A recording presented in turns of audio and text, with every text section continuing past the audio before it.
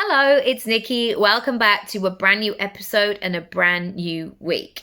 Today, I want to talk about that January slump and how we move forward with it. Now, on a Monday, we talk about vision boarding, making a plan, making it happen, nothing feeling like really random anymore, a little bit more strategic. And yet, sometimes where we are right now on a cold, miserable, dark day where we have no energy and feeling a bit tired and just, I don't know, want to just sit under a hot blanket all day, the two can feel a little bit out of whack. Now, there is definitely a school of thought for people where they say things like, my new year is in March. I'll come out of hibernation then. And if that is you and you want to totally take this time off right now and you can afford to, do what you need to do. However, for me, I like income to be coming in. I like things to be able to be happening a lot of the time. And so that means that even though I know come March, I'll have energy, I'll have a spring in my step, and I will have a new level of application, I guess, in terms of my business, I am also in this time looking for things that I can do. Little and often things that are going to move the needle, that are going to continue the trajectory of my 2026 business goals. I don't know why I can't say this year. Maybe there's going to be a message in it, who knows? But for now, let's get into it. I want you to grab a piece of paper and a pen, by the way, because you can jot these things down and see how they land for you. Number one, you need to go first. This year, 2026, is about you moving.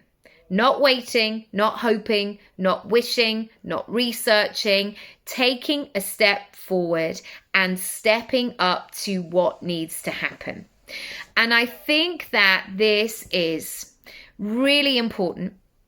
Not only will it give you that feeling, that sensation that you are moving actively towards your dreams, but once you're in energy, people will be attracted to that and then the opportunities will come in. I think many of us watched too much Disney as a kid, and that thing of like just waiting for the prince or just, hanging your head out of a window, hoping and praying somebody might come along and save you. It's not the energy of 2026. We need to cultivate that energy. We need to make moves. And if you want to do something, you've got to back yourself. You've got to say yes, put your hand up, get going, get moving and shaking. And so an exercise you can take away from this is, what does this look and feel like, and how can you move into that energy? Secondly, I always knew this, but I can absolutely confirm it with full integrity right now. Small talk really bores me. I don't know if it's because I'm in my 40s. I don't know if it's because I get a bit ragey and hormonal at times. But if I could decide about the conversations that I was going to have for the rest of my life, small talk would not be there. I want to go deep and broad and wide. I want to talk about loads of different things. I want to hear different people's opinions. I want to cultivate change. I want to create positivity. I want to find a way. I'm interested in it all. And so that means that in order to move through that slump, I have to find things that give me energy. And sometimes people are not available to go and have a cup of tea with me on a Thursday afternoon. So how can I be part of those conversations? Meaning, what podcasts do I need to listen to? What books do I want to read? How can I expand my mind? And how can you expand yours? Number 3, little and often habits lead to big change. So obvious, but so overlooked.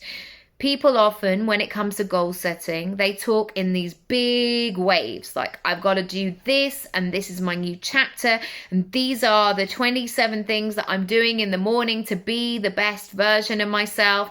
And their expectations are so high that guess what happens? They peak and then they fall. And so I would love you to do less in 2026. Do less, but more consistently. Be the person who does.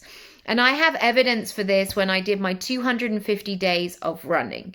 That 15 minutes every single day changed my body, changed my mind, changed my approach, it changed my outlook, it changed my personality, how I felt, how my brain worked, how my sleep happened, what I ate. It changed everything.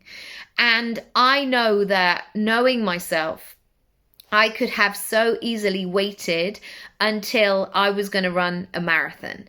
And yet, that marathon was not happening anytime soon. So little and often habits lead to big change. What does that look like for you? Are there any parts of this brand new you that you need to take off the table and replace with something much more manageable? Number 4, movement creates momentum. We know this. Whenever you feel tempted to slump, to stew, to rot, as the kids will say, and it's not an act of self-care, and sometimes it is, if sometimes there are moments where I get the kids home, we've all been rained on the way home, everybody goes in the shower, washes their hair, gets something cozy on, the heating goes on, I cook dinner, we do homework, we do stories, we do all those things. Sometimes that moment of 5 to 8, I have nothing left. And the best thing to do is for me to go to bed and turn my light off and start sleeping then. Those are active self-care moments. What I am not talking about, or what I would love to look at, are those moments where it feels all right, but you just kind of don't fancy it. You're not discerning with that moment. Or you've just been sat scrolling on your phone for an hour and you're just not conscious in what you're doing. Whenever you feel that slump, I want you to do something that creates momentum. And for me, that's movement. It could be showering. It could be breath work, it could be dance, it could be stretching, it could be running, it could be journaling, it could be getting a glass of water, actively taking a moment to break the rutting, to have that moment where it's like, okay, now, here we go, next, stop and go. Those things are so important for you to recognize, because our phones want us to stay where we are. Our phones benefit from us being online. They love it. And so we have to actively take a step in that direction. Number 5, success is the big shiny things, but it's also the small things.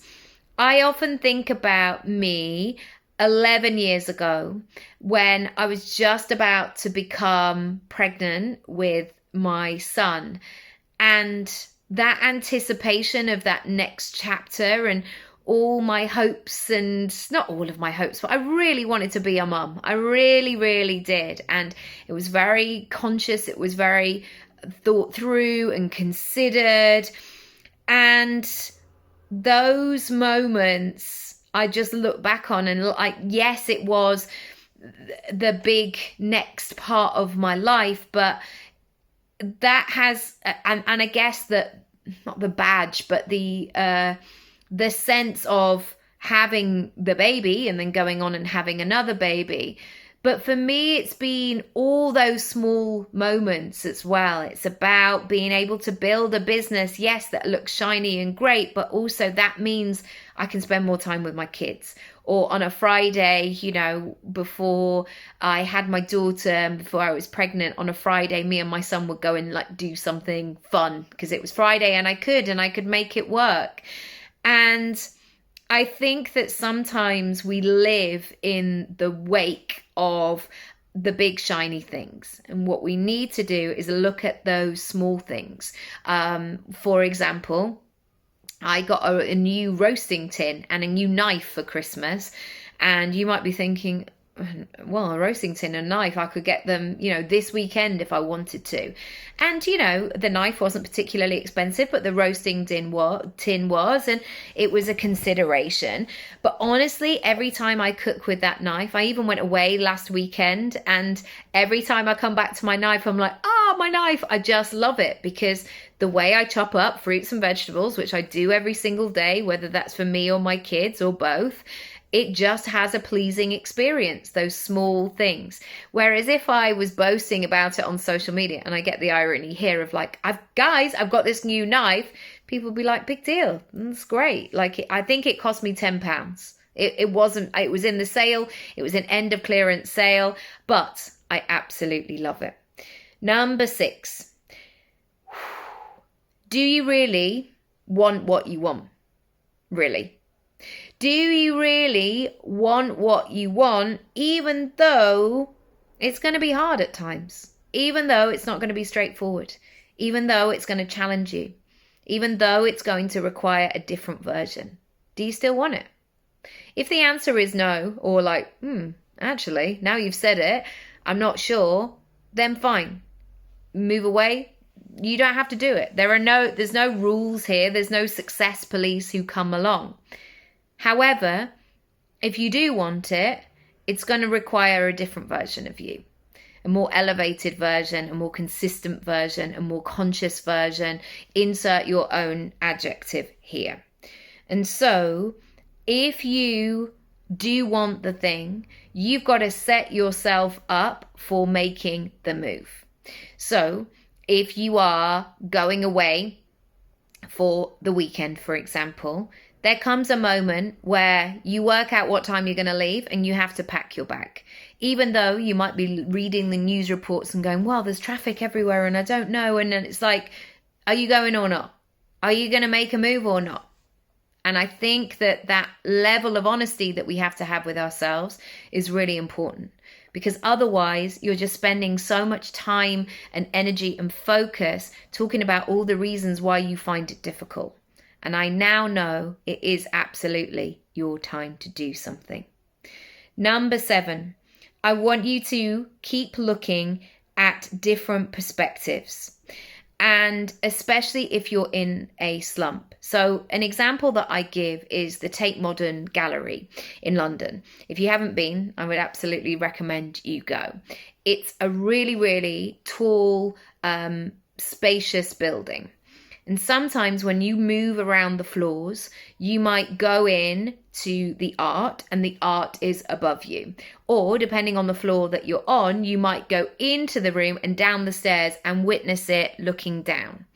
How that looks, the angle, the lighting, the perspective, it's always different and it always gives you something new.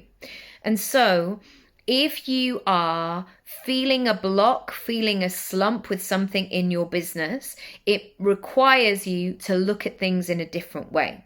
So if you are just saying, but I want more sales, I want to make more money in my business, I just want more, I want to figure this out, that is from your perspective. And actually what you need to do is look at the customer's perspective. Why are they not buying? What do they need in this season? What's going on for them? What are the considerations? It needs to be a two-way thing where you're looking at it from different angles, your angle and their. And as my daughter says, keep zigzagging between the two. Have a think about how that lands. Number 8, put your goals front and center and be really clear about how much attention you give them.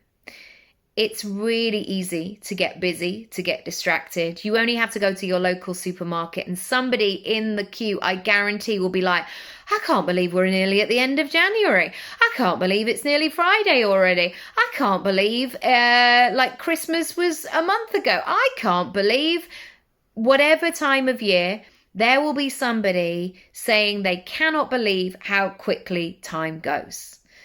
It does. It goes incredibly fast. There was that conversation around parenting where they will say the days are long, but the years are short. I am a full believer in that.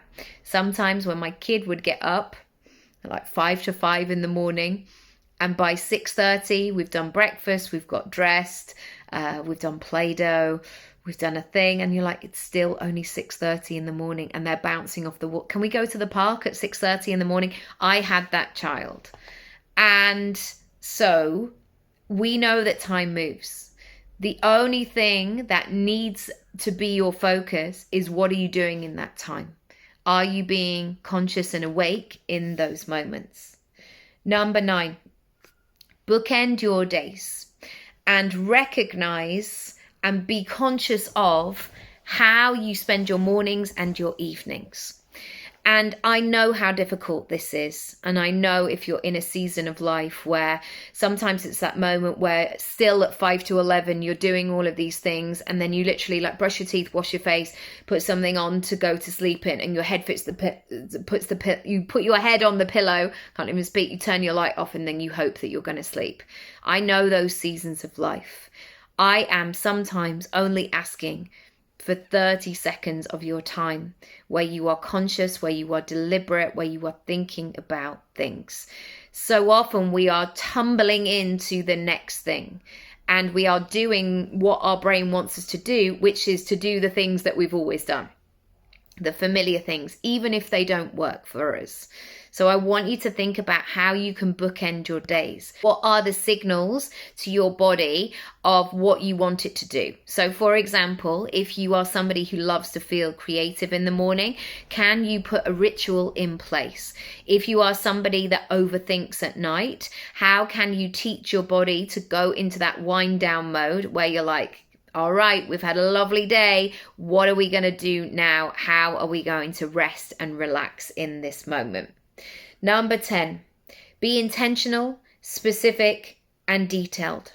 Get to know yourself so well. When you're in that slump, I want you to identify it. I want you to investigate it. You know, like an ITV crime drama where they're like, okay, so what are we working with? We've got a person over here. We've got, and this is not how we want it with your goals. Obviously, we've got a body here. We've got a suspect. We've got a weapon. We heard somebody talking about this. What have we got? If this is the case with your slump and it keeps happening again and again, you need to take a step back and go, what have we got here? Why is this happening? Is it certain times of the month? Is it after I eat a certain thing? Do I have a particular trigger that gets me every single time? What is it? And then you're able to look at getting support. It might be like, do you know what? I always get a slump on a Monday, and I realize at the weekend I never drink water, so I'm probably hydrated, so I probably need to put that in place. Or I always get a slump when I just get really addicted to my phone, or I probably need to go and get my hormones checked, or whatever it is. Be really, really intentional. I know that society doesn't want you to know this because society wants you to buy.